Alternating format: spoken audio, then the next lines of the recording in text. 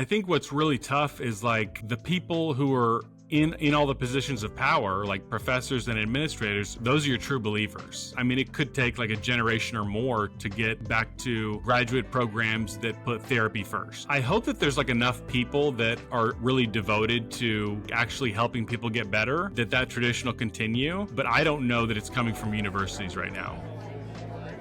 You must be some kind of therapist. Today I'm speaking with Ryan Rogers. Like many of you in my audience, he is currently in a graduate program studying for a master's in counseling psychology and shares a lot of the concerns that we talk about on this show. We met on X, and I thought he might have some interesting things to say to represent the perspective of those who understand what it's like trying to pursue a master's in counseling in the 2020s. He's also about to release a book called The Woke Mind, The Twisted Psychology of the Social Justice Movement, which will be on Amazon. It is the sixth in a series he's written on social justice fanaticism. So Ryan obviously has a lot to say on this topic, and I'm excited to delve into it today. Ryan, welcome to the podcast. Thanks for joining me. Thanks for having me.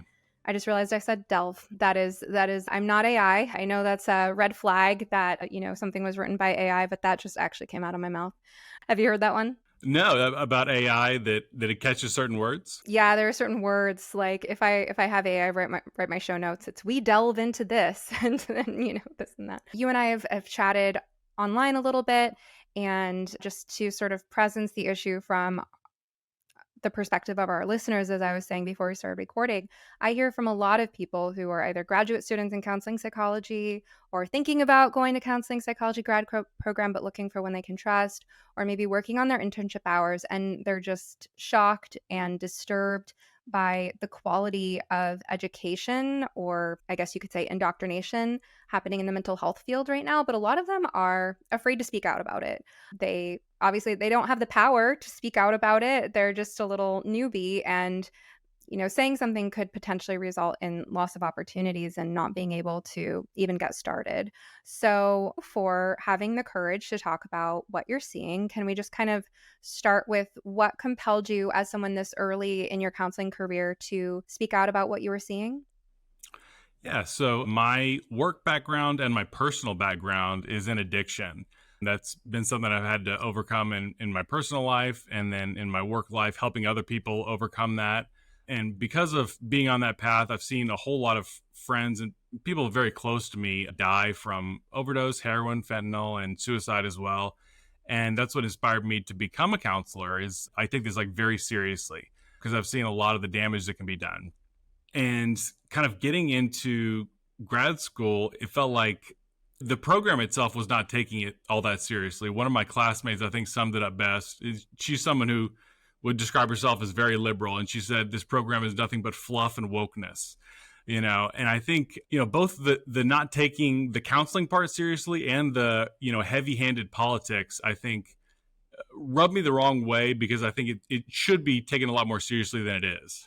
And the consequences of that are very real for you as someone with personal lived experience of people around you being affected by overdoses and suicides. You know what happens when at-risk people do not get the mental health treatment that they so desperately need. And so it seems like one of the biggest red flags for you early on in the process was that grad school, the program didn't seem to be taking itself seriously, understanding the actual burden that would soon be on the shoulders of the trainees. Yeah, it's true. I think in my first semester, I took my diversity class, and that was like very eye-opening to me. I had this idea of what grad school was going to be like, and I'm going to have to be on my toes, and everything.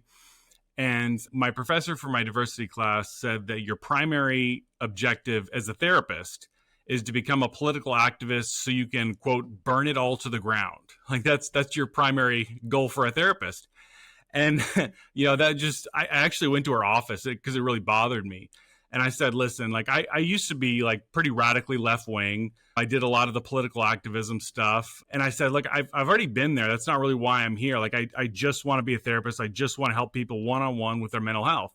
And she said, that's too bad. If you want to be a therapist, you have to be a political activist. And, I'm not really sure where to go with that. They're really saying the quiet part out loud now, aren't they? Yes, saying the quiet part out loud, yeah. I mean, we've noticed people with an activist bent taking over a lot of industries and, educational departments. But I feel like they used to try to hide it better, hide their Mhm. activism with it, at least pretend they have an interest in the actual art and science of psychotherapy, because it really is both an Yeah. art and a science, right? Yeah, yeah. But now it's just they're very out there in the open with this idea that they're an activist first and a therapist second, and that therapy is really just a vehicle for their activism. I think one of the things that kind of gets missed about, you hear the word multiculturalism and diversity 100 times every time you walk onto campus. And I think one of the things that gets missed is like people from other cultures, like I have no idea what unique needs they might have because we never actually talk about that. We say those words a lot, but we never actually focus on it. And I went to the same diversity professor. I went to her office and I was like, I was working as a tech at a mental health facility. And I was like, listen, I've got, Filipino man with autism or, gay black man. Like I have like multicultural, like diverse clients that I could, I could use some information on how to work with them better. And I said, I haven't gotten any of that in this class. And she said, well, that's not what this class is about. And like the class is called Counseling the Culturally Diverse. Like that's the name of the class. And I said, well, what is the class about? And she said, it's about theory, like critical theory. That's the purpose of the class. It's like the real question is, what do I need to know about this person's culture that would help me contextualize the challenges that they're bringing into the therapy room? Like, I just did an interview with Malka Shaw the same day that you and I are recording this, but it'll come out a week apart or so. And she specializes in, well, she's Jewish, and so she does cultural competency trainings on Judaism, and that being an example of a population where there might be things from their faith-based teaching or from their ancestral trauma that have an impact that a therapist should know to be culturally competent with a Jewish client. And here you are saying, well, what do I need to know about the Filipino culture? Or what do I need to know about, any given culture that is, of course, going to be relevant to the counseling process, is going to be more relevant, of course, for a first generation immigrant than a third.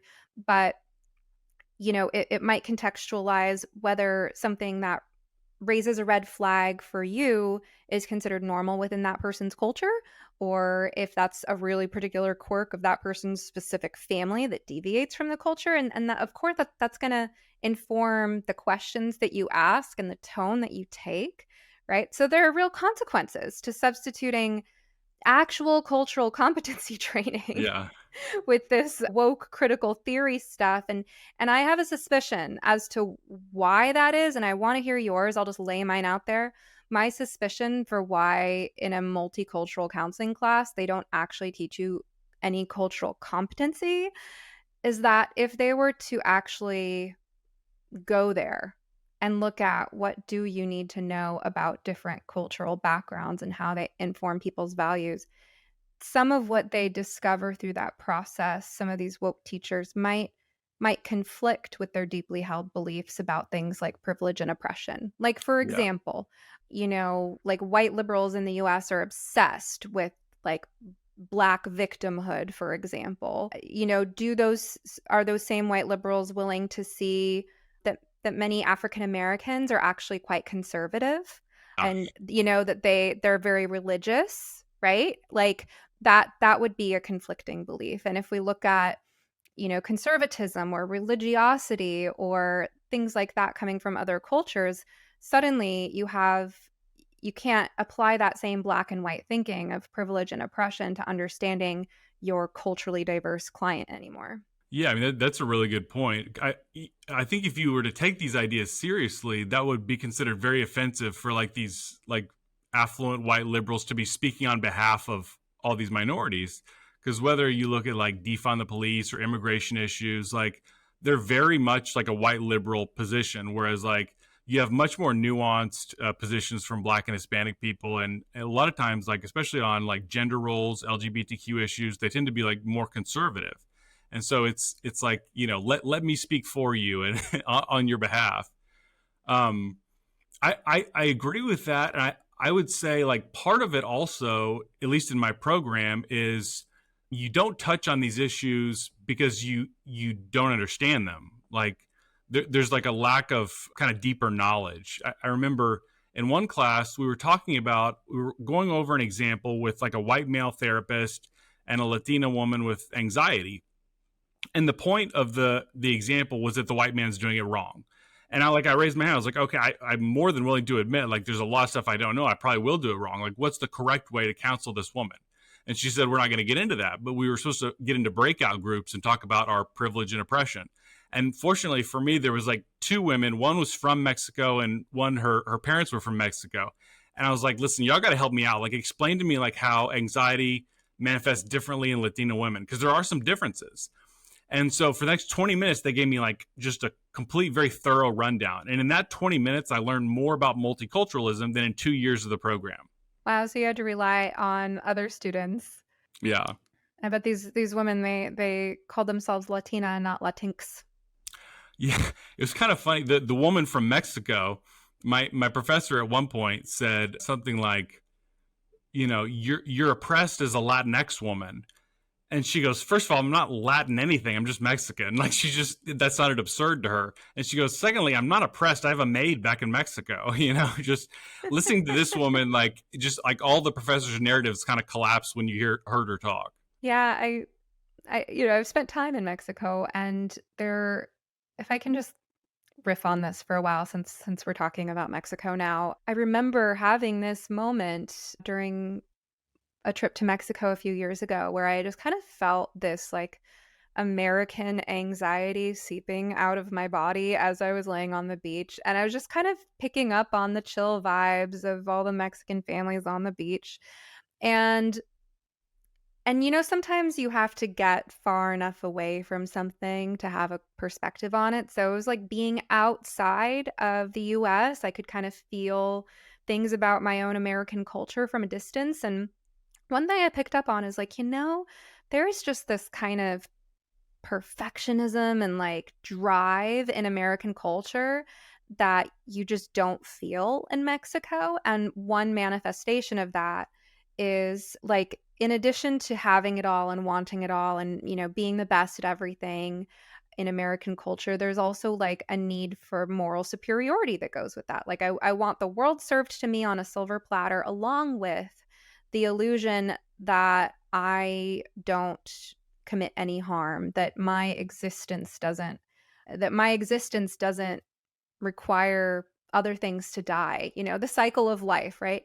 And in Mexico, there's just and it's funny that I say this, because Mexico is where I first decided to be vegetarian as a child, because we were staying, this is a different Mexico story, but we were staying with a family, the sort of family that would have maids and house guests, and I had to go with a mom to the market and get like a chicken with actual feathers on it and watch her pluck it. And that made me decide to go vegetarian for many years. But it's that integration between life and death and the messiness of life that you find in Mexico, and I'm sure many other cultures, that you just feel that like American like perfectionism drip away.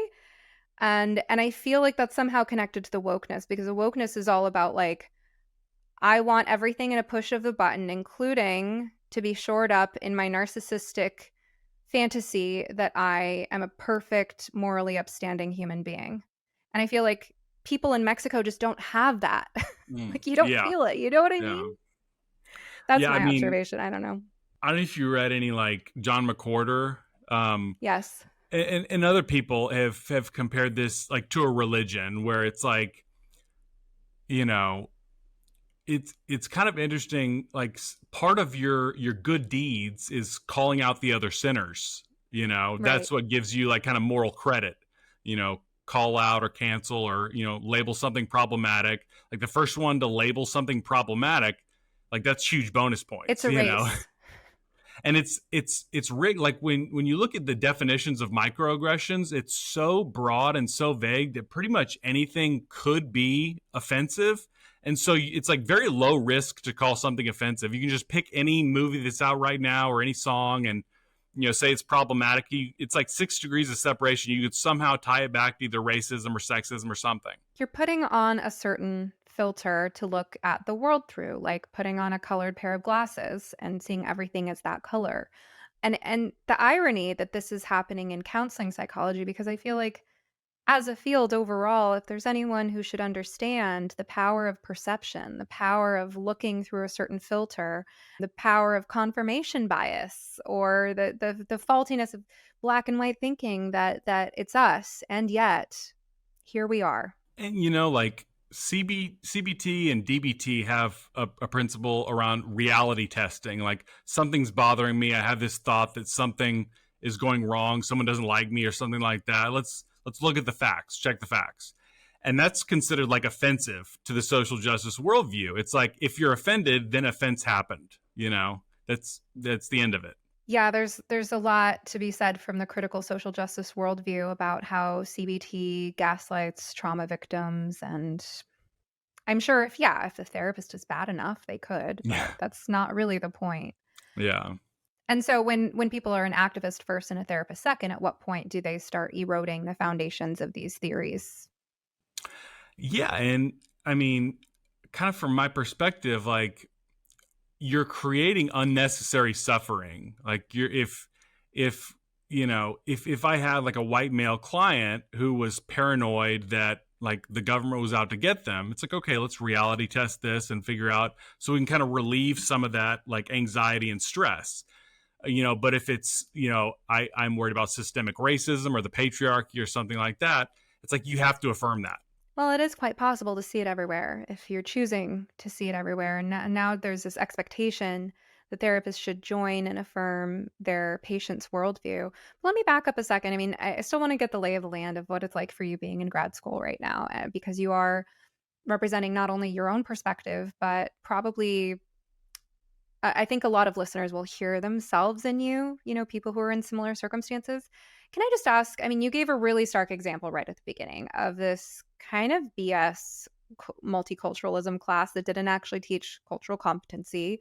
You also noticed that your teachers didn't seem to understand the responsibility of a professional to, potentially make a difference in whether someone lives or dies. So those are some really stark examples of the problem right up front. I'm curious if there is there anything good left in counseling grad programs? I've had a couple decent professors and I've met some decent people who were students in the program.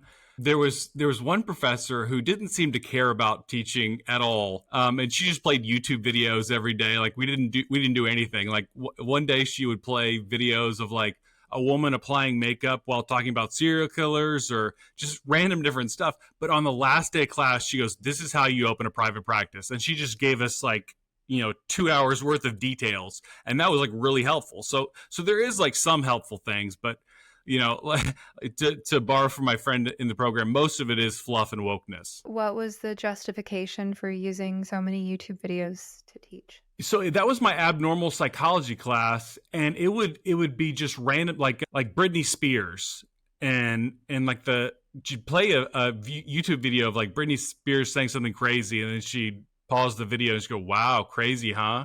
Like that's how we learned about like mental disorders, and we listened to like Kanye West saying crazy stuff, and just all kind. That's how we learned abnormal psychology. So very heavily reliant on pop culture. Yes, yeah. That feels really intellectually lazy. Did she actually have any experience? I mean, if you're teaching an abnormal psychology class, I would think that you would have had experience in like either, forensic psychology, working in prisons, working with people who are institutionalized due to psychosis, maybe a lot of experience with some really rare disorders. Did Yeah, she I mean, have that experience? she has her own private practice, so I don't know what other experience she has. That's really not that uncommon. Like there's been several classes that I've had in grad school where if you signed up for the class, you got an A. Like there was nothing that you had to do. One class, the professor, actually several classes, the professor didn't teach at all. He would just like break you up into small groups and say discuss the material amongst yourselves. So I mean that's like that type of teaching is not that uncommon from the professors. That's really scary. I I mean, I'm thinking about what would good qualifications be for specifically an abnormal psych teacher. Knowing that she made it to private practice doesn't really put my mind at ease. I want to know what gives her unique expertise in abnormal psychology. I'm in private practice. I don't think that I could teach an abnormal psychology class. So Gosh, the quality of instruction's just getting worse and worse. Can I ask, how long ago did you get your bachelor's in psychology? So I had dropped out many years ago because of my addiction, and I went back and finished in 2022 in psychology, and then immediately started my master's. If you don't mind, when did you start your bachelor's? Because you did both portions of your bachelor's in psychology many years ago, and then some very recently. So I had a different major, so I did all my psychology stuff recently. Oh, okay. All right. I was hoping to kind of compare and contrast, but that's okay. I mean, just the feel of campus was so different. Like the type of things, it was shocking to me going back to campus, being on a college campus that I was 33 years old, I think, when I went back. And back in my day, it was who's chipping in for the keg this weekend, who has a crush on who. That's the kind of thing students talked about. And I remember, like, it was this one shocking moment where students were all talking about how one of the professors was a fascist Nazi because she said that bathrooms should be segregated based on biological sex instead of gender identity. And I remember thinking, like, I'm in a different place right now. Did you have any idea what you were getting into? I had no clue about any of this stuff. Just the almost like paranoia around identity issues. It was really shocking to me. So what do you feel like you have to do? I mean, as a mature, grounded individual with your own lived experience of addiction recovery, as someone who has lost people to suicide, you're trying to get into counseling because you want to help addicts, you want to help people at risk of suicide, you want to help people with serious problems. And here you are in this program that's all fluff and woke, as you said. What are you doing to supplement your education? So I have a very good therapist myself, and like I've learned a lot through that process. I'm connected to a lot of good people, through the industry here where I live.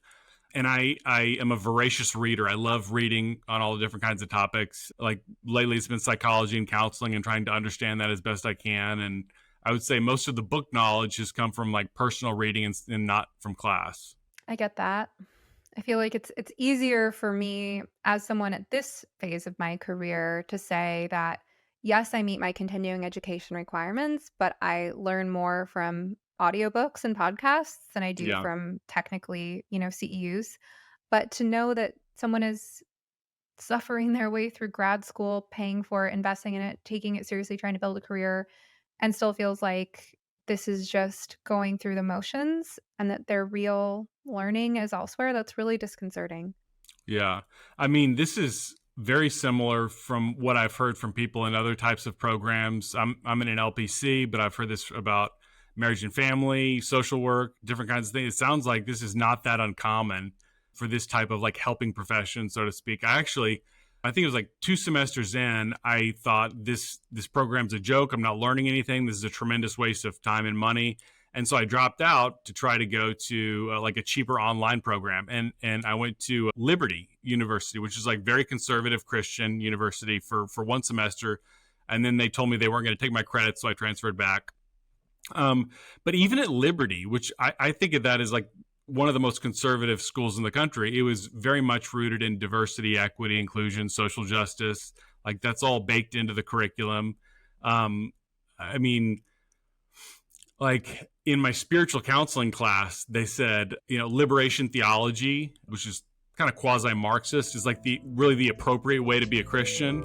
And I just thought that was bizarre. Do you have an adolescent or adult child who is at risk of heading down a path of medical self-destruction in the name of so-called gender identity? The ROGD Repair course and community for parents is a whole new toolkit that will be a game changer for you. ROGD Repair is an interactive and ever-expanding toolkit of psychology concepts and communication skills curated specifically for parents like you, based on what has actually worked for my clients who were desperate to improve their relationships and save their kids. ROGD Repair is designed based on my theory of the trifecta of social contagion. Gender ideology doesn't operate in a vacuum, but in a perfect storm along with wokeness and cluster B personality traits. This trifecta is perfectly designed to take advantage of every psychological vulnerability in your child. Fortunately, that's where ROGD Repair comes in. ROGD Repair is designed with your child's psychology in mind too, even if they're an adult. ROGD Repair teaches you to work with rather than against their present state of mind, using psychology concepts and communication skills that are uniquely suited for your situation. So stop overwhelming yourself with horror stories and worst-case scenarios and more medical information than you need. Start working smarter, not harder. Start equipping yourself to repair the way the gender crisis has impacted your family today.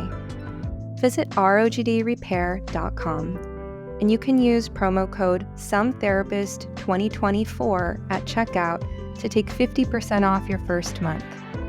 That's rogdrepair.com. This is so different from what my own process has been like, because I feel like working as a therapist really helped me mature and evolve in my capacity to understand the human psyche, the human spirit. To work with people across demographic lines, people who had different similarities and differences with me if you're looking at the demographics or the so-called identity. But working as a therapist, you see the uniqueness of that individual, their human spirit, the choices that they make, and how to deal with the cards that they were dealt. And I always felt like that was what made the counseling process so rewarding, right? That person might be different from you and all of these external appearances or cultural markers, but they're struggling with human issues. And the really beautiful thing is how they choose to face those choices in their lives, right? And that's where I would find, I guess, where I felt like I had common ground with my clients is, seeing how they're handling their suffering.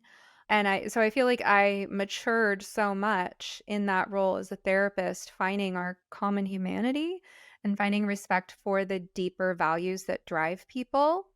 Yeah, I mean, like that just seems just like painfully obvious common sense to me, but that would be like considered offensive in my program. Like the idea of, common humanity, that we're like all have this thing that we share, like that you shouldn't judge people based on, these identity markers, and you should treat people as individuals. Like the mindset is more like you should primarily judge people based on those identity categories. you know and always be cognizant of how different you are. Like looking for similarities is somehow like connected to white supremacy or something like that. It's like they pick and choose what they want to describe about any given culture. So earlier we were talking about the lack of cultural competency training, the lack of looking at anything that might be threatening to their narrative. So they cherry pick, right? They say that interest in our common humanity is a value of white culture, and therefore it's an indicator of white supremacy. But they're cherry picking evidence that that is a uniquely white value, because they're Yeah. going to ignore, so I spent a lot of time around Indian people in my early 20s because I went through a phase where I was very interested in Eastern spirituality. And I would go to Hindu temples and meet Indian people who were like, oh, you must have been one of us in a past life. That was their mentality, right? Like they believe in reincarnation. So when they see this little white girl who like wants to go to the temple and chant, they're like, oh, you must have a connection, somewhere. It was that there was no offense taken. It wasn't considered cultural appropriation. It was considered cultural appreciation. And I Yeah. find, Yeah. there's something I can point to about Indian culture. Doesn't mean I know how every single Indian person on the planet feels, but I can say, hey, here's the thing about Indian culture. Hindus believe in reincarnation. And so when people who aren't necessarily Indian or Hindu take an interest in their culture, some of them just assume that there's, that you were that in a past life. I don't see them taking offense. Mm. I don't see them saying, like, Do you know Daryl Wing Sue? no. He's a counselor educator and writes a lot of these diversity books. And I remember he wrote the one that we use. And there's this one line about like microaggressions, about, just a bunch of examples, like never ask an Asian woman what she eats for dinner, and, never ask a gay man about his sex life, and like all this kind of stuff. And I was thinking like I've done a lot of these things before, and like if anytime I've asked someone from a different culture, like, what do you eat, they're like, oh, come over, like we'll have dinner, like I ask and they open their world to me, or asking about like about gay men is like how that helped me overcome like a lot of my stigmas, and I feel like if you were to take literally all the things that they're telling you, you're going to wall yourself off from other types of people. Yeah, I once asked a Greek client about Greek food, and then the only problem was that they were inviting me over for dinner. I'm like, oh, well, I can't come over. Thank you. I mean, I'd really love to because Greek food is amazing. Yeah, I mean, all these rules seem like they're coming from such a place of ignorance. It's really sad to hear this. I mean, I want to find like maybe it's a little premature in the interview to be looking for hope. I guess I'm just wondering like if this is how bad it's gotten, where do we go from here? And well, let me ask you this. Okay, so how are your classmates reacting to this? Because I've heard a lot of people express a concern that the nature of the way that these programs are run now is kind of weeding out the good people and only admitting the activists. So I'm going to guess on these numbers. This is like a ballpark guess, but I would say there's probably like 10% of the people that are roughly like me that are like, this wokeness is ridiculous. And I would say 10% of like are like your hardcore true believers, and about 80% just kind of go along with it because it's like the right answer. I remember like there was one professor. This is slightly different. She was talking about like how terrible Texas was and America was because they're putting limitations on transitioning minors. And this one woman raises her hand. She's like, "Well, what if the minor like changes their mind later and they have regrets?" And she goes, "Huh, I never thought about that." It's like what the right answer is, but you don't know what the issue is. And I think like a lot of people, it's just like, I want to get a graduate degree. I want to go into this profession. Like I know what to regurgitate on my essay or for the test or whatever. And I think most people just haven't really thought too much about it. You just know like diversity is the right answer. God help us. What are you learning? What are they teaching about the meat of the work, the actual therapeutic relationship in the counseling process? So the only class where I had like really, really good, like applicable stuff was my skills and techniques class. And, every week you're doing like a actual live session, with like a mock session, I guess, with one of your classmates, and you're, employing skills like every class period. And like to me, it feels like, out of a 60-hour program, that was 3 hours. I feel like if you're not going to bother teaching us theory, then just do skills the rest of the time. That was only 3 hours? Wait, My skills and techniques class was 3 hours. Yeah.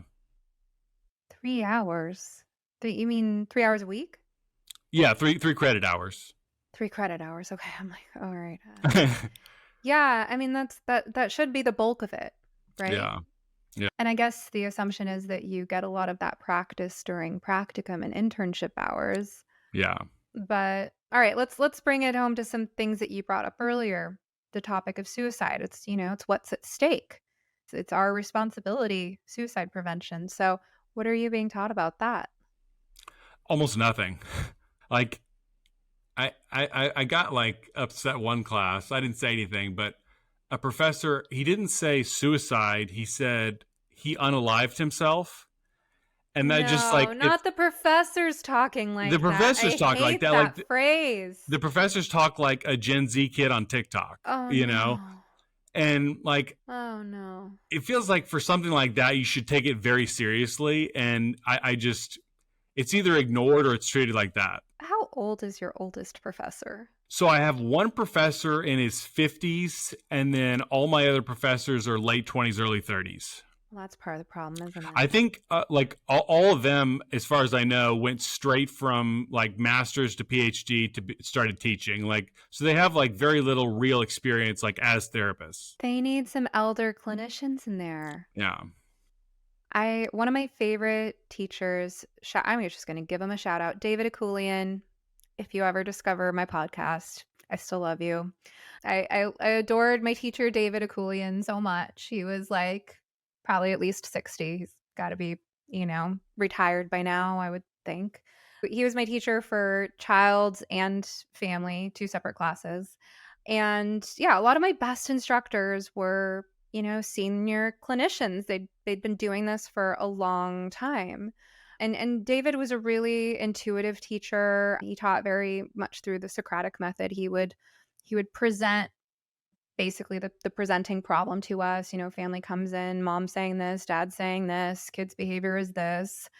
What do you think is going on here? And just really get us to think.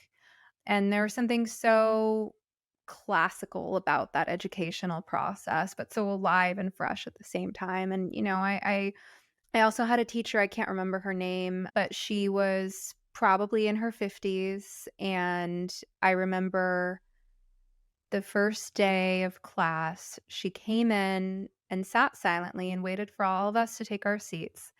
And there was a piece of paper that was handed out or on our tables or something, asking us to basically write what we imagined about her. So it was a lesson in transference. Basically, it was like, as she's sitting here, what do you think of her? What do you imagine? You know, and for me, I was like, she makes a lot of money, she plays tennis. Like, like I had my ideas about her already. That same lady, I've told this story on this podcast before, so forgive my repetitiveness for long-term listeners, but one day she did have us break out into groups, basically separating the LGB from the straight people. And this was sometime like 2011 or 12 maybe, so, you know, just as wokeness was starting to take over mainstream culture. But there was this one classmate who was the wokest of them all, and I now imagine that, like, everyone in grad programs is like this one girl, but she basically was heterosexual but wanted to identify as queer. She wanted to go be with the queers. That was, you know, because of her identity or whatever. And the teacher was like, "No. No, Kate, you're straight. Go join the straight people." Like, and that would not fly now. Like, now Yeah. in a grad program, the teacher would say, "Everyone who identifies as queer, go to this side of the room," and there'd be like two people on the other side, right? So, I mean, these are a few of the memories that come to mind. I did have some problems in my grad program. There are things that I objected to, but I it saddens me to hear that the administration isn't thinking about making sure that, I mean, for all this talk of diversity, like, what about age diversity? What about having senior clinicians with 20, 30, 40, 50 years of experience coming to, you know, maintain the healing ethos of the tradition? And what happens when you just have a bunch of academics sitting around teaching other people who have so far only had academic experience, when counseling is really, it's taught through apprenticeship? Yeah, and I would say the academic side is probably overrated as well. Like, one of my professors, his research was in animated Spider-Man at the University of Phoenix. Like, that's some of like the research backgrounds that you'll see. What does But that have I to will do with say, what counseling? what's that? Anime What does that have to do with counseling psychology? I think it was like how to employ Spider-Man in the counseling office, like something like that. No, you're Yes. kidding me. Like published in a journal and everything. Yeah. But I will say, like, I had a really rigorous program for undergrad for psych, and like all my professors were like you were describing, like really Socratic, like very rigorous, you know. Um, and so I really appreciate like having that solid foundation before I came to grad school, you know, because like I didn't learn anything in most of my classes. So the skills and techniques class was the Yeah, one where you actually learned counseling. And what yeah, about, I mean, theory? So when it comes to theory, you were taught a lot of critical race theory. What about yeah. I actual mean, counseling theories? my theory class was interesting. I mean, I don't know what your stance is on CBT. I know it's not like a cure all for everything, but it's got like a ton of evidence behind it. I think it like should be taught. And we just didn't cover CBT because the professor forgot to put it on the syllabus, you know?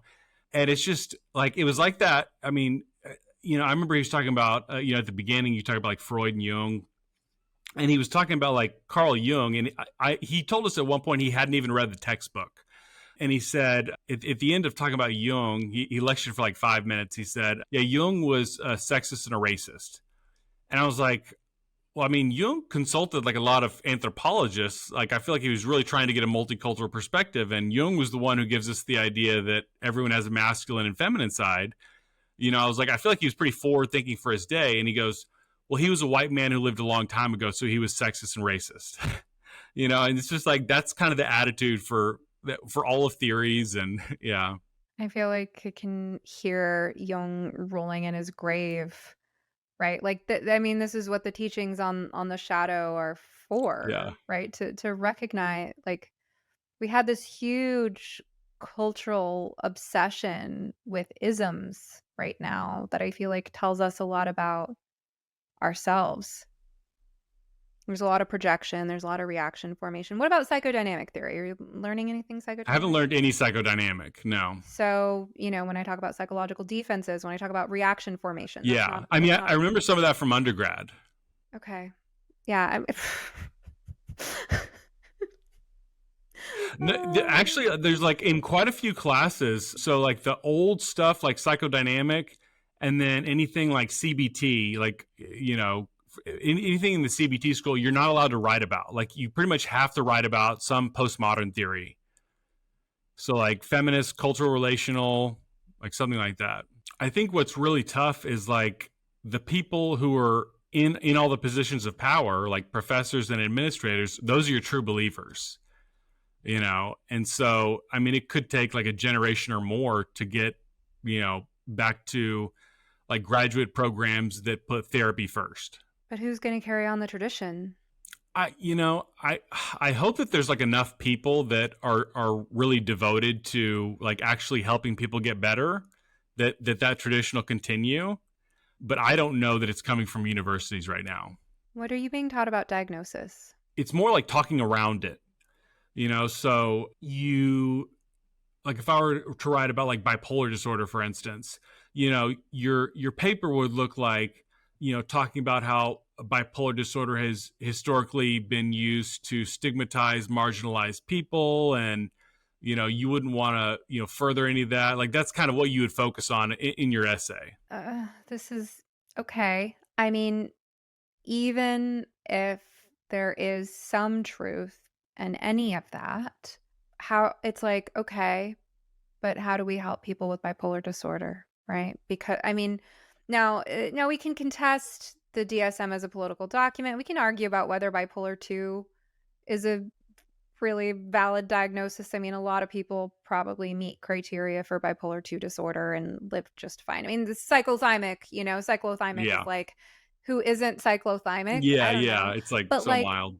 but when it comes to actual bipolar 1 disorder with like bouts of severe mania, that's a very destructive illness.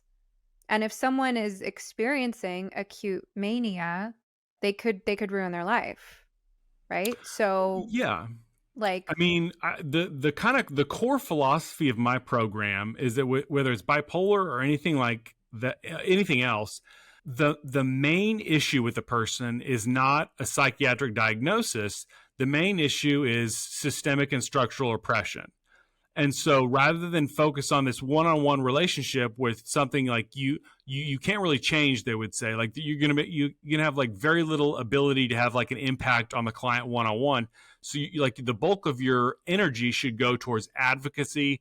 The question one of my professors posed to us at one point was, how are you going to be a social justice warrior for counseling?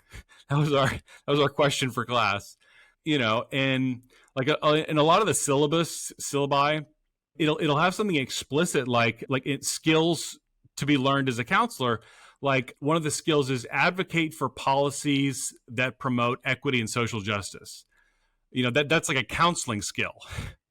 they're teaching that you should be spending time doing things other than counseling, but I literally, my brain cannot compute how a therapist with a patient should be spending their time doing advocacy work. Like, okay, you want to be an activist, you want to like go out in the streets or sign petitions or whatever, more power to you. But what does that have to do with the time you are being paid to sit in a chair in a room with another person who's coming to you with their problems? These people seem like they have no idea how to help people. I there's times that I push back in class, and I always try to push back a little bit. I'm not, shaking up things too much, but I'm always like what practical skills can you give someone so that they're suffering a little bit less? Because like the mindset is like, well, the only way to decrease the suffering in the client is like overthrow the capitalist system. It's like, and as someone who's been there and had some really rough depression, it's like any kind of skill or any kind of, anything you can do to alleviate the depression is going to make a difference. And it doesn't seem like a high priority to them. No, and you know what? I mean, what they're saying in many cases is the opposite of the truth. No. Because I have seen people with far left beliefs in therapy where I didn't do a thing in therapy to challenge their political beliefs. In fact, I shared many of them at the time. But I have seen people be victims of their own beliefs. I have seen people, because of the guilt that they have over their demographics and their so called privilege, even including people who were very poor, very traumatized, very disadvantaged, but who were so indoctrinated into this belief system that all they were doing was self-flagellating based on whatever so-called markers of, being a privileged oppressor they had, whether it's just their race and their sex or whatever.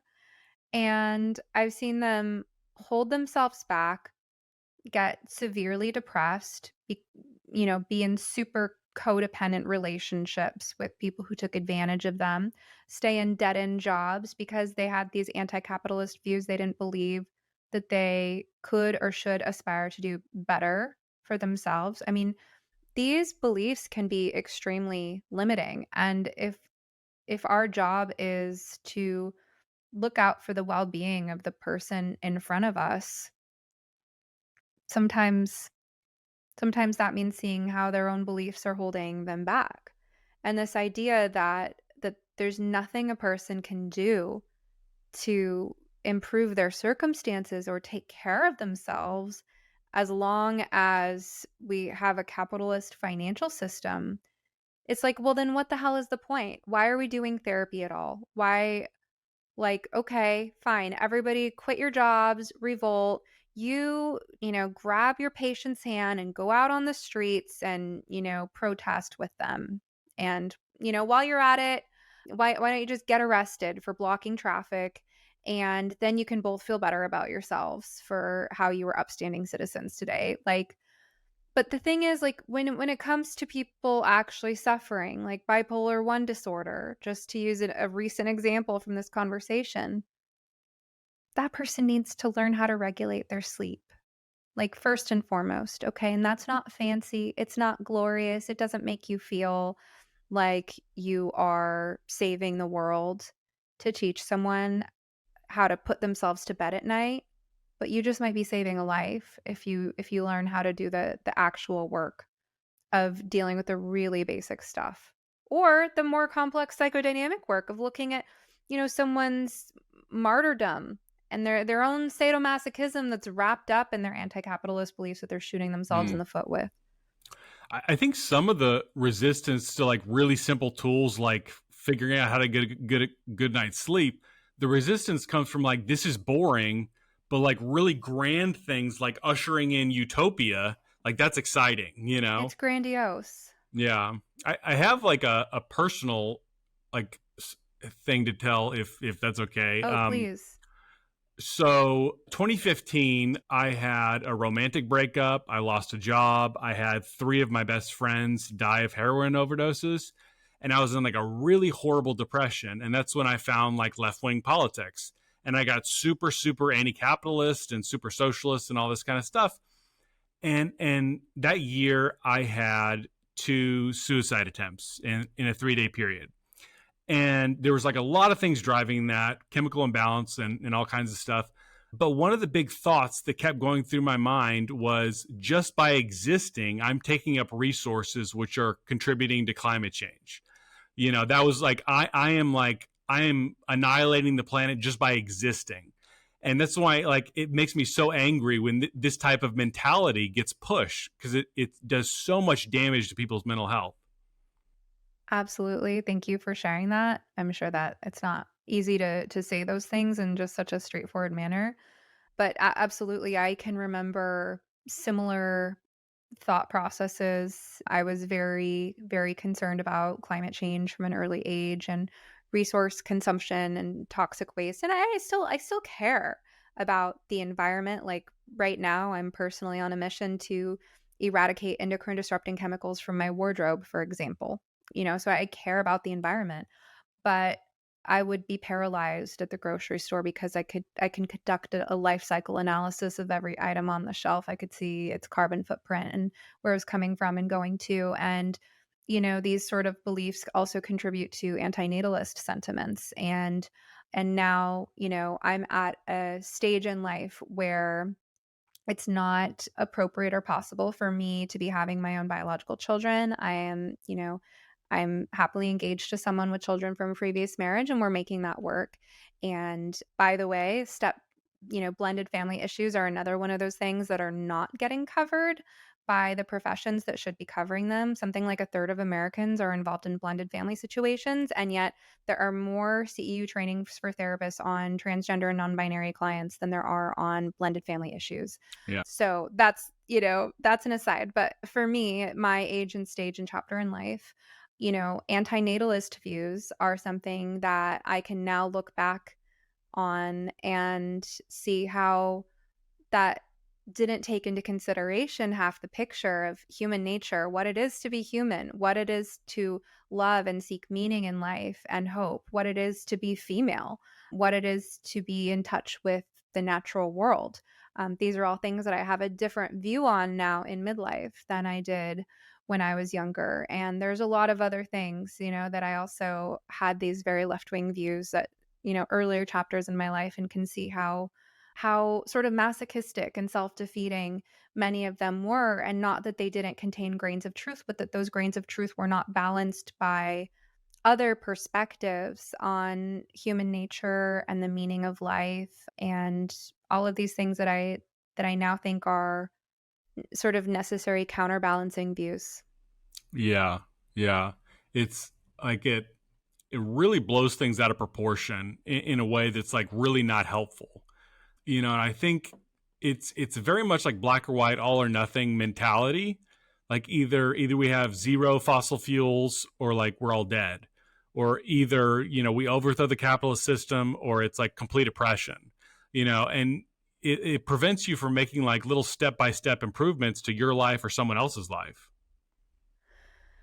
You know, since you got vulnerable with me, I'm thinking like based on what we've just opened up, thinking back on, previous therapy that I've had in my life. I I didn't feel like my therapists that I've had have been particularly great at challenging me or pushing back or really getting me for that matter. but but I think this topic that I've been addressing more and more on this podcast lately of anomie, are you familiar with that word? Yeah, is that Durkheim? I don't know. Emil Durkheim? I don't Uh, know. Did he coin it? is a All I sociologist from a long time ago. Oh, okay. All I know about the term is that it basically means the lack of any kind of cohesive norm. And I feel like there is a sort of anomie or normlessness that has taken over society and the counseling field in a way that, I think if previous therapists had maybe been a little bit more mainstream or a little bit more conservative or a little bit more willing to acknowledge that there are things we know about human nature and human psychology and what tends to help humans flourish, and not that maybe they could have challenged more some of the limiting beliefs I had that were keeping me from doing things that would have really helped me settle and become a more grounded and well-rounded human being earlier on in life. I feel like I engaged in uh, maybe some self-destructive behaviors that were a little rooted in normlessness, if you will. Does that make sense? Like it's our Yeah. unwillingness to point to anything as any kind of true north for the human life that I feel like, is. yeah. Go ahead. I mean, as different as they are, like the old psychoanalytic and then like the CBT, kind of from the modern, school of trying to find human universals. And then you've got like the postmodern, which is just like trying to destroy any like conception of a norm. And Yeah. I think that just has such like a negative impact on people's psyche to not have like that kind of foundation or roots. Right. It's like the way that people are being taught in grad programs like yours disregard so much of what we do know about psychology. Like the fact that we need containment and boundaries. The fact that like infinite choice is not good for us, that children need structure, all these things. Yeah. Yeah, it's true. And it's considered like an offensive concept, you know? And it, like really almost anything that gives kind of like personal responsibility, agency, autonomy, which like when you kind of look at it that way, like it seems really disempowering to kind of like not want to give people agency. I don't know. Absolutely. And what are you being taught in grad school about human development across the lifespan? I mean, we learned a little bit, from infancy to geriatric, but it didn't feel all that useful to me. I don't know. I don't know how I would apply a lot of that to like counseling. Well, that's too bad because that's what it's supposed to be, is human development as relevant to how our psychology evolves over time and how our needs change. And most of who you'd be working with in therapy are neither infants nor geriatrics, although Yeah. geriatric counseling is its own niche, but most people are somewhere in between. And I feel like there's a lot more nuance to how our psyches change between 20 and 25 to 40. Yeah, I'm hoping that during like practicum and internship, I'll get like a wide variety of people to get exposure there. What do you feel like are some things that are missing from the curriculum? Maybe some of those gaps that you filled in with your own self-study. So I mean, there were things that I learned in my undergrad program that were really good. So I took a theories of counseling class and a psychological disorders class, both in undergrad and grad school. And really, I would just replace one with the other, because like my professors did a phenomenal job in undergrad explaining all these concepts and fleshing them out and everything. I really think that at least half the program should just be really application stuff, working on skills, techniques, things like that. That seems to be the most useful thing to me. I mean, you can kind of read a book on your own, but it's just so helpful to be able to practice those things. There's also, it seems like, a need for case formulation skills. Like Yeah. how are you perceiving the gestalt of this person who's coming into, I mean, well, so LPC, you mentioned you're on the LPC track. So for those who aren't familiar, that means licensed professional counselor. There's several different types of master's level clinicians. As Ryan mentioned before, some of the names for these can vary a little bit from state to state. Like I'm an LMFT, which is licensed marriage and family therapist. Ryan also mentioned LCSW, licensed clinical social worker. So a lot of people I've met on the LPC track were really focused on individual counseling. Is that the case, or do you have any training in families as well? So my two electives that I took are in marriage and family. Okay. So as an LPC, it's optional to study Yeah. something like Yeah. marriage counseling. Or did you learn anything useful in marriage counseling, in marriage and family? Oh, I got this book, The Ethical Slut. Oh, tell the audience about this. I think I Okay, saw you post about this on X. Was this yeah, required reading? that's how we met. That's required reading. Yeah, there was several books that were required reading. One was Terrence Real, which like the theme of the book was just like any problem in couples, it's the man's fault. And then That a couple others, and then we had The Ethical Slut, and like The Ethical Slut is like basically any kind of, if you believe in monogamy, you're just kind of rooted in like outdated puritanical norms. You've basically been like duped and brainwashed by society into thinking that you should have like traditional marriage. And this is one of the classes where I'd push back a little bit, and I like one day I said, like, I'm not sure everybody is cut out for polyamory. I'm not saying like it's like bad. I didn't condemn it, but I don't think it's for everybody. I think some people are just like naturally more geared towards monogamy. And like my professor like laughed, but she goes, "That's such a CBT thing to say." I'm not really sure what she meant by that, but it just like both in the book and like with the professor and the class, like the basic idea was like polyamory is like a higher stage of evolution. Like if you're still monogamous, like you haven't done the work to overcome your jealousy and kind of evolve into this like higher level of polyamory. Okay. I feel like if this book belongs in a graduate program at all, it belongs in an elective on cultural competency with non-monogamous clients, and that this reading would be part of learning the worldview that certain people have adopted. But in a marriage and family class, do these people have children? Do any of these people have No. children? Okay, because one benefit of monogamy, our audience may be shocked to learn, is that it provides a stable environment for family. The family part of marriage and family. I mean, first of all, these people are obviously anti-marriage, and if you have an anti-marriage bias, I'm not sure why you should be teaching a marriage and family class. You should be teaching a polyamory class, okay? But marriage is often a foundation for family, which means having children. And as I mentioned earlier, there are many types of families in the United States. About a third of us are in blended families, like I am. Where's the education on issues pertaining to, you know, people remarrying after divorce, meeting new kids, like attachment issues? That stuff, I think, should be discussed in these types of programs and classes. But I mean, just like, what about the needs of children? Are you learning anything about children in grad school? Nothing that comes to mind right now, but like the marriage and family thing, like a lot of the premise is you need to like unshackle yourself and throw off all these outdated norms, based on kind of like Christian Puritanism, like marriage. But marriage exists in probably every society that's been studied, some form of marriage, but it's linked to like European Christianity, therefore it must be like a bad thing. So we need to kind of overcome it. We need to evolve past it.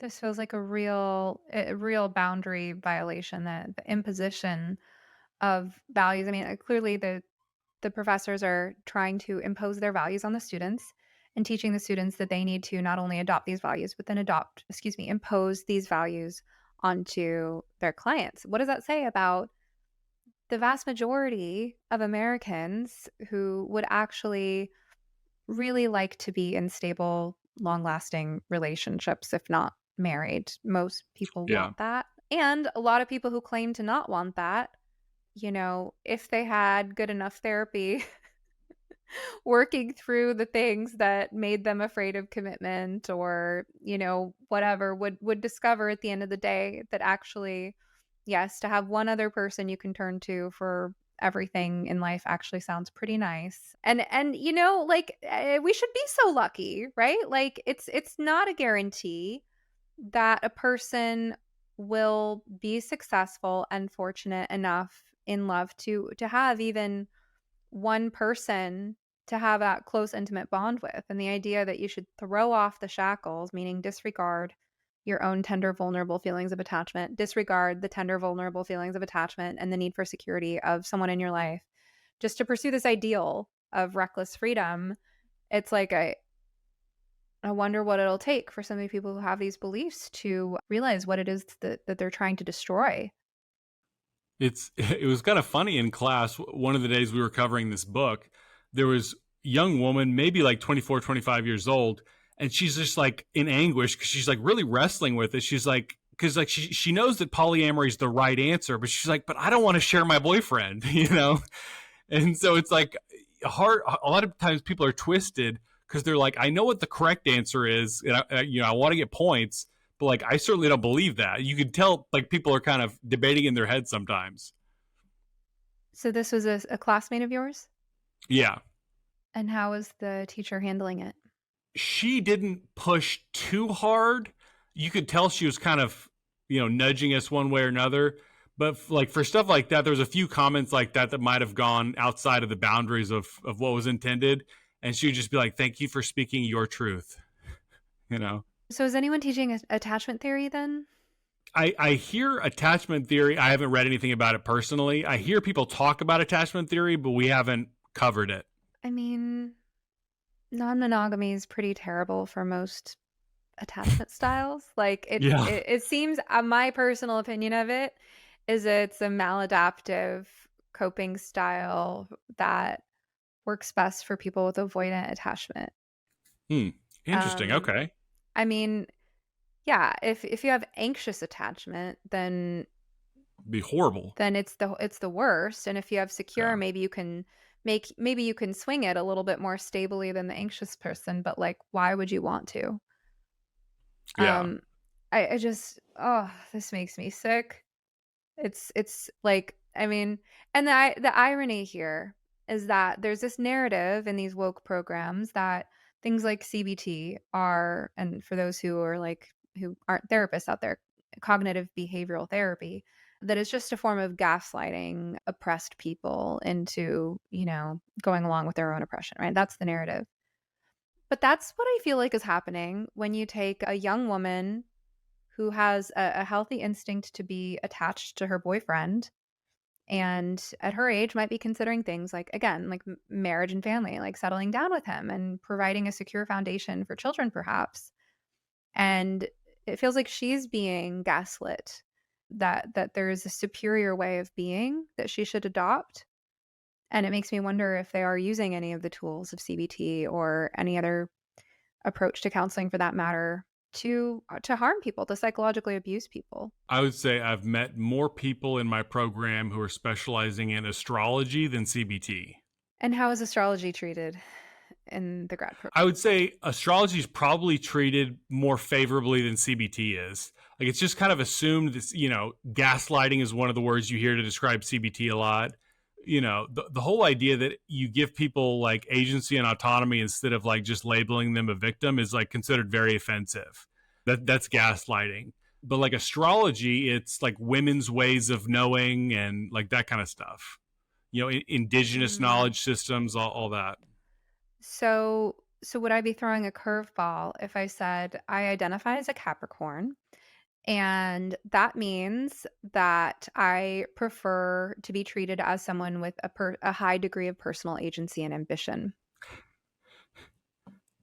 Is this like creating too much cognitive dissonance now because I'm mixing women's ways of knowing with Yeah. personal agency and ambition? I don't know how they would deal with that.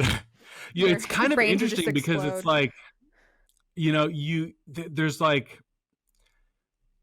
there's like some kind of intersectional hierarchy going on where you have to like do a calculation in your head of like what's this person's score and like how much Right. is their voice valued because like I mean a professor was talking about how you should decorate your office if you're a therapist, and he said you should decorate it with inclusive things but not alienating things. And his example of an alienating thing was a Bible, and an inclusive thing was a pride flag.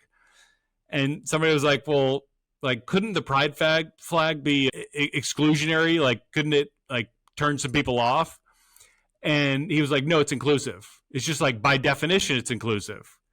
And she goes, well, what if a Muslim didn't like it? And I was like, oh, because if you said Christian, like they're the oppressors, like you don't matter, their feelings don't matter. But she said Muslim, so it's like, oh, and the professor just kind of stammered, then moved on. But it's just kind of interesting, like how certain things are valued and what counts. Like what if you said you're a Capricorn who wants to take personal responsibility? Like Well, what how if does that?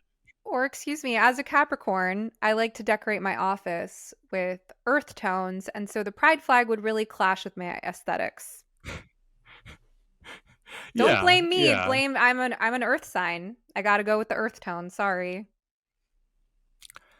I would say if like you're just as a woman, you probably don't have enough social capital. But if like you identified like as a non-binary gender that was a Uh-huh. Capricorn, you might have enough power. Uh-huh. So as a non-binary Capricorn, I can say that this violates my personal Yeah, aesthetics of okay. I see. yeah. Oh, God help us. If anyone out there prays, please pray for my field. We're full speed ahead, slamming into a brick wall. Okay, so speaking of religion, what are you being taught about religion? Christianity bad, Islam good? Is that it, or Yeah, I mean, it's like the basic intersectional calculation is like, can you tie this to white people or men or something like that? Then it would be bad. If it's like non-Western, non-white, it'd be good.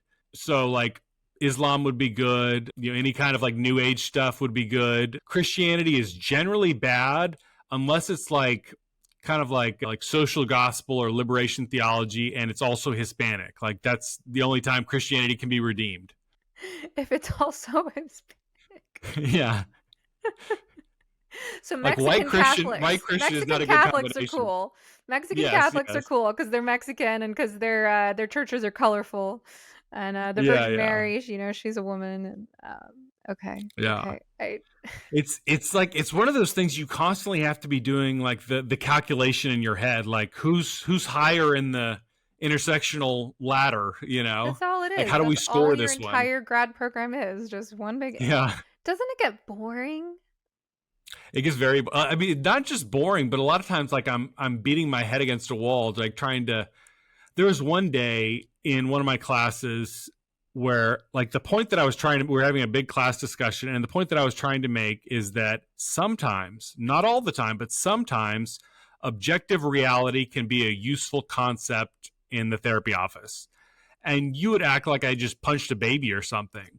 Like this guy was like, how can you even possibly know that objective reality exists? Just like so postmodern. There it is again, the enemy, right? There is no such Yeah. thing as objective No. reality. There's okay. I'm gonna put forth an idea. I'm gonna make an accusation. This is my case formulation of these people you're Okay. surrounded with. These people you are surrounded with hate therapy. It makes sense to me. I mean, I from like if I had to guess, I would say that being a professor gives them an easier, steadier paycheck, and that's probably their motivation. And that being a therapist, like, probably have to deal with some icky situations and feelings and stuff, and might be like more emotionally draining. But like if you just have a class where you put on YouTube videos or tell the students to talk amongst themselves about the topic, like you're getting a paycheck for that. That's easy and consistent. Do they feel very prideful, your instructors? I mean, there's a couple professors who actually have private practices, and they seem to like devote themselves to that. And there's other professors who it's like climbing the ladder of academia is like a big motivation, and so they'll brag about like going to conferences and stuff like that. And like it frustrated me one time because the professor who never lectured just told us to break into small groups and talk amongst ourselves like the entire semester. He was going and presenting at conferences. I'm like we're students paying to be here for you to teach us, and you won't do that, but you'll go travel out of town to go present at a conference. Like it didn't make sense to me. Yeah, that's concerning. Kind of feels like he's gaming the system. Yeah. Are you looking to launch a podcast, but find yourself overwhelmed by the technical details? Or perhaps you've already gotten started podcasting, but you struggle to keep up with the parts that aren't fun? Well, my very own podcast producer can help. Nick can provide whichever services you need in order to focus on what matters most, your content. Whichever parts of the production process you find daunting, he can help you strategize or take them off your shoulders altogether. Whether your podcast includes video or just audio, whether you need someone to write your show notes and make clips for social media, or you just want your sound cleaned up a bit, Nick is your all-in-one podcast partner. His end-to-end service adapts to your unique needs, ensuring your podcast looks and sounds professional and polished. Let him sweat the technical details so you can relax behind the mic. Visit podsbynick.com to set up a free discovery call. Mention Some Therapist to receive 20% off your first month of service. Pods by Nick. Podcasting simplified. The reason I ask if they're prideful is because I don't know. I personally find it somewhat offensive to think here are these people with so little actual professional experience and they're training other professionals. And again, I was comparing it to my own experience where my best instructors were seasoned clinicians. And as you said right off the bat, we have people's lives in our hands here. We're dealing with people who are in the worst moments of their life, contemplating suicide or, potentially relapsing back into addiction, or, we have marriages on the line. We have people on the verge of divorce. We have childhoods. Our actions directly and indirectly impact children in. And that's another thing I just want to say about children, right? That like the fact that you're not being taught about children in grad school, like even if you only want to work with adults, you still need to understand children in order to understand adults, because we were all children once. And that's where so many issues in therapy even come from. So anyway, my point is to have that little experience, to never have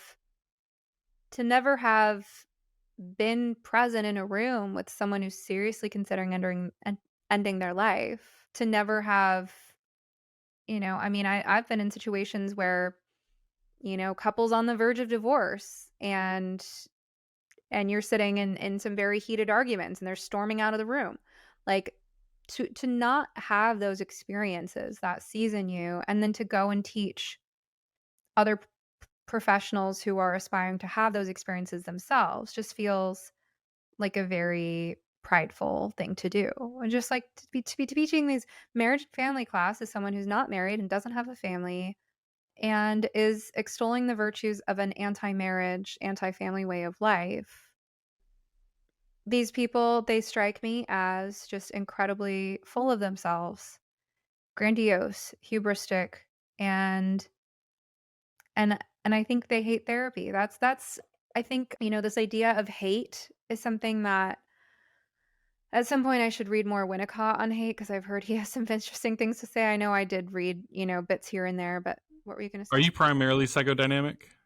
I would say my foundation is relational psychodynamic. Actually, that reminds me of a conversation with Malka Shaw. There was something she said before we started recording that she wanted to like present me a case of and ask how I would handle it. It was a question of something like, sorry, I'm just going on a tangent now, but it was something like, imagine that you are sitting with a client who has always been lonely and isolated and awkward, and then they tell you, I finally found a community, I finally found a group of people that accepts me, and then you find out it's the KKK. How would you handle that? She posed me this question, and I said, feel free to bring this up during the interview, and she forgot. We talked about lots of other stuff. But I had started to say I would handle that in a relational way, because immediately I'm curious about transference, right? This person's telling me something really edgy that they know is going to change my perception of them. What are they imagining I'm going to think and feel in reaction to that? And is that what they want? Like there's just so much to explore relationally there. So I would say like my foundation is relational psychodynamic. I'm pretty eclectic, but I tend to think in a relational psychodynamic way. And my course, Gotcha. RGD Repair, which I advertise in every episode, is founded. It's based in a relational psychodynamic approach to understanding the role that the gender dysphoria issue serves in many families. But anyway, from a psychodynamic lens, there's this concept of hatred is really big in the culture right now, right? The idea of hate speech. People like me are accused of being hateful for expressing any concern with how we're treating people who are confused about their gender. And I think a lot of it comes from projection. And so I Mm, think a lot yeah. of these activists, they are themselves driven by hate, and they're projecting onto the world that it's full of hateful people. But I just, it feels like there's such a drive in the people who are teaching you in this program. It feels like they're trying to destroy the art of counseling. They're saying we don't know anything, right? We don't know anything about actual cultural competency. We don't know anything about dealing with suicidal people or people who are seriously mentally ill with something like bipolar 1 disorder, which is potentially a life-shortening illness. We don't know anything about this, that, or the other, but we know a lot about privilege and oppression, and here's where everything you give us fits within our hierarchy, and why we can tell you that that's wrong and bad and oppressive. It just feels like it's coming from a place of hate to me. Hate and envy, like two names that were just coming to mind is Eric Hoffer. Not sure you're familiar with Hoffer.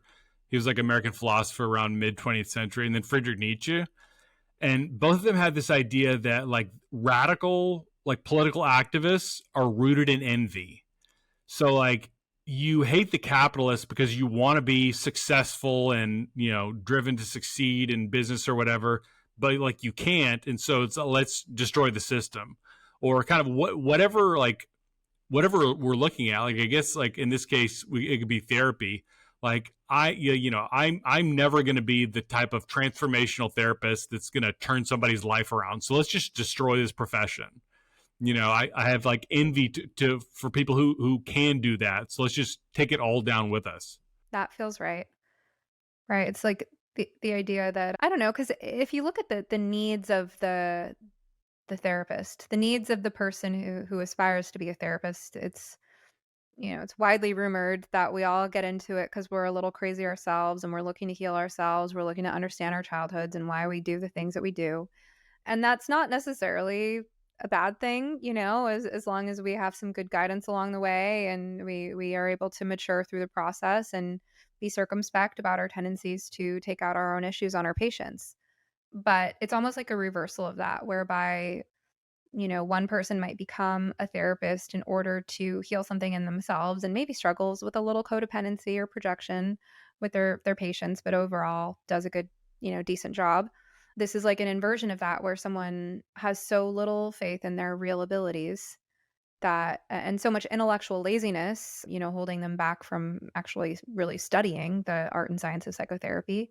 And then there's this just jumping to destruction. If I can't join them, I'll beat them. If I can't have it, I'll destroy it. Yeah. And I said this earlier, I think, but like a lot of the social justice language is like a get out of jail free card for not knowing about a topic. It's like, how would you counsel, someone with bipolar 2 who was, had an eating disorder as well? It's like something like that. It's like, well, you really have to take into account multicultural considerations and, engage with the diversity. It's like, you just didn't answer my question. You didn't tell me anything. Like it's a non-answer. I feel so sad for, everyone out there who's, I mean, you seem like you have a good head on your shoulders, like you have, your own independent agency to learn your own way. But people who are a little more confused or uncertain or without support, I feel for them. I feel for their patients. I feel for the field. I'm worried that this stuff is destroying the field. I was even telling you before we started recording, and I'll tell my audience too, I've been thinking about rebranding this podcast, just rewriting the description of it, because this podcast has really turned out to be about the downfall of the counseling profession. I hope that there's enough people to keep some of the good traditions alive, just like, again, thinking about back to my recent conversation with Malka Shah and the legacy of the Jews. Like, the Jewish people have persisted for 4,000 years through all kinds of persecution. There's always been enough people keeping the tradition alive, and that's a beautiful thing, and it's part of their tradition. I psychotherapy is not a 4,000-year-old tradition. and and it doesn't have that same level of, it's not passed down through families.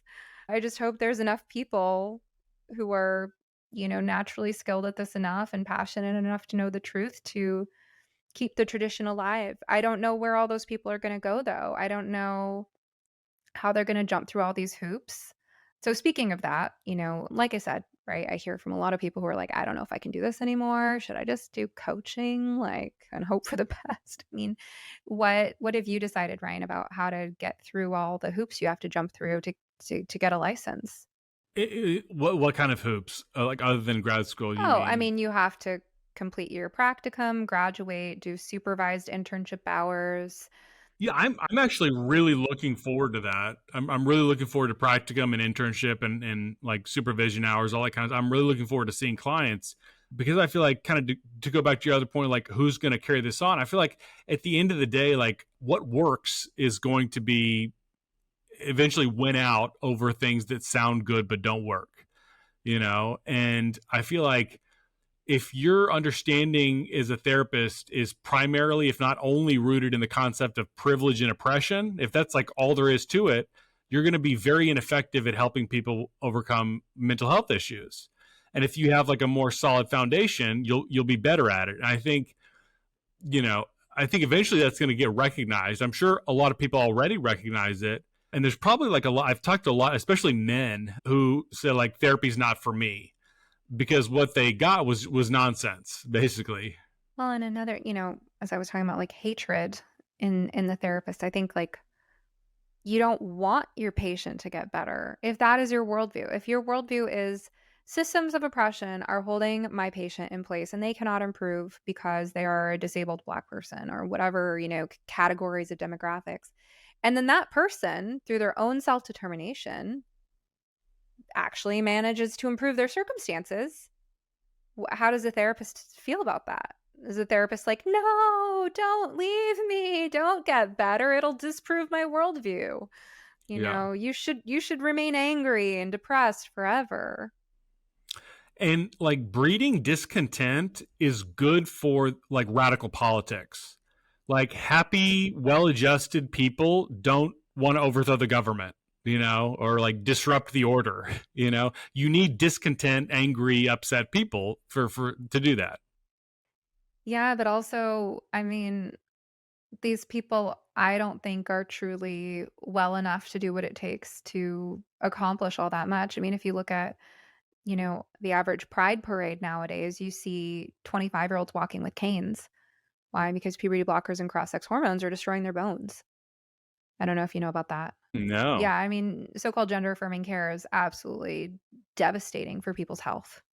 So, yeah, all the people walking with canes in their 20s and, dying young. Yeah, if you're not able to prioritize enough to figure out what you have to do to take care of yourself given your circumstances and make the best of it, then you're not in any position to really prioritize what political action is the most meaningful to you, nor are you going to be in good mental or physical shape to do anything when it is really your turn. It's just going to be a bunch of, whining and screaming, not meaningful action, in my opinion. I will say that every professor I've had in grad school has said that gender affirming care is the only appropriate way to counsel minors with gender dysphoria. Of course they have. And like it's like they frame it as like a moral issue, and also like that you could lose your license because you'd be such an irresponsible therapist to not do this. And what kind of reactions do you see on your classmates' faces? I don't know who's a true believer or not, but everybody goes along with it pretty much. I think I told you the story of one woman was like, what if people change their mind later on? And the professor's like, I never thought about that. It's like, this is the worldview and there are no alternative viewpoints. And that is really, really dangerous, by the way. Talking about, I mean, it's funny that this is coming from people who are obsessed with power and privilege, because the therapist has a lot of power. You are an authority on mental health, especially if you're dealing with young people who, you know, for whom, oh my goodness, all those years of education, I could never, because the kid's like 15 or something, you know, and so like I recently, because I'm not sure how familiar you are with my story or anyone listening, but I have not done actual therapy in 6 or 7 months. I've taken a break from doing therapy because of issues in the field like this, and to focus my energy on providing educational guidance and consultation to specifically parents of gender confused youth. That's all I do now besides this podcast. You know, my course, ROGD Repair, is like the cornerstone of the program, but I work with people individually all the time. And so I hear a lot of stories. I'm glad that I decided to really focus on this issue because there is so much to unpack here. And I get a much better perspective talking to, 10 or 15 families a week about exactly what they're seeing. And one such story was, a family whose kid is seeing a therapist of her own choosing. And if your kid is an adult, they, of course, have that right. And so the kid is, of course, seeing a so-called gender affirming therapist, would not be interested in seeing anyone who didn't identify that way. And, the parents were holding out hope for a little while because they were seeing some signs that this therapist was saying, oh, well, surgery is kind of a big deal. Maybe we could deal with some of your other mental health stuff just to make sure you're in a good place by the time surgery comes around. And the parents were like crossing their fingers that this meant that the therapist was helping them stall, and then of course there's that one meeting where the therapist tells the young person, there's nothing more I can do for your gender dysphoria. We've talked about everything there is to talk about. You seem like you're very clear that this is what you want. We can talk about your other issues, blah, blah, blah, right? And it's like when you, as a medical or mental health authority, tell a patient there's nothing more I can do, or this is the only treatment, or you have your mind made up and I agree with you. You are putting the full weight of your authority, of all your years of experience and education behind that statement to someone who's in a vulnerable position. And is so upsetting to me. I've heard a similar story in the same week from another family where their kid was having, I will not specify the issue, but I will say a very serious medical issue that I've actually never heard of before. And the kid was on testosterone. And of course, they're surrounded by gender affirming care providers. And all the doctors said, no, it couldn't possibly be the testosterone causing this issue. I'm not even going to say what the issue was, okay? All I'm going to say is, what the hell are they thinking? Putting their medical authority, when you're seeing a symptom, a very concerning symptom in a young person who should be healthy, and they're on this experimental drug, who the hell are you to put your medical authority behind the statement, oh, we can definitely tell you it's not the drug? Like, this is the absolute downfall of the profession. I feel like this issue specifically, the transitioning kids, is the thing that broke so many liberals, like into like, you know, it's like I supported gay marriage, like this is just kind of the next version of that, basically, you know. And I'm assuming you read like the WPATH files. Of course, yeah, I interviewed Mia Hughes about it. Oh wow, that's cool. I got to watch Yeah, that episode. she's great. I love her. I mean, I couldn't read it in one chunk. I had to like put it down. I'm done for the day. Like it was just like too brutal to, you know. It's just it was so much. And I think when people see stuff like that, it's like, okay, you know, maybe I wasn't right about everything. Maybe there's some things that I should reconsider. Well, and with regard to the treatment of gender dysphoria, if you can even call it that, because I contest the term personally, but just admit that there's a difference between I don't know what else to do to help you and there's nothing more we can do to help you. You know, like separate your authority, recognize there are limits. Like I have plenty of times recognized and named the limits to my scope of practice, right? I would say I'm an experienced therapist. Yes, I've talked to people with this issue before, but like I'm really not a specialist in OCD. And if you have severe OCD, you probably need someone who's a specialist in severe OCD. For example, it's called, you know, knowing your limitations. And all these people who are claiming to be specialists or claiming to be generalists who are capable of treating anything, and then saying, you know, with so much authority and weight that there's nothing more that can be done to help that person, rather than just admitting that they don't freaking know. Just like all of your instructors who don't actually have experience talking to genuinely suicidal people, admit that you don't know, you know, because this is someone's life in your hands. You're potentially recommending that they get a life-shortening medical procedure because you don't know how to help them. I think the way it's framed from their mindset, like from the social justice mindset, is like this is like a deeply, profoundly moral issue. Like this is a human rights issue. You know, the type of people who would be against this are like Nazis. Like supporting this So makes me on the sick of right that. side of history. I'm Yeah. so sick And of so all it's of like, that. I don't even have to know any of the details of what gender affirming care means. I just need to know I want to be on the right side of history. And I've said before, and I will say again, that one of the most powerful things you can do for someone you love is ask, how do you know that this is the right side of history? Because that question changed everything for me in 2020. I was ready. I was ready for someone to ask that question, but I used this phrase, the right side of history. I'm not even going to say what it was about, okay? I'm just going to say I used the phrase right side of history like your average leftist who is convinced that they're on the right side of history. That we're the good guys, of course, it's obvious, right? I use that phrase, and all it took was a friend to say, how do you know that that's the right side? And my brain exploded. I was like, I don't. And that was all I needed. We absolutely have to question that narrative. Yeah.